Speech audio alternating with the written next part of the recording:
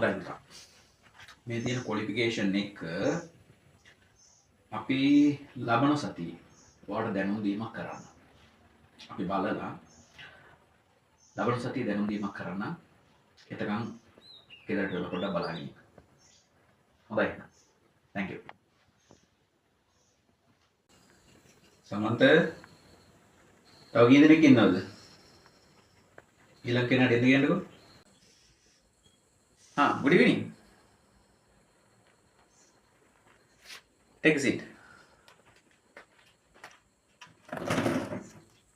Good evening, sir. Thank you. මේ job එකට මේ තියෙන ක්වොලිෆිකේෂන් නම් හොඳටම ප්‍රමාණවත්. ඔව්. මොකද පුතා තාත්තගේ නම?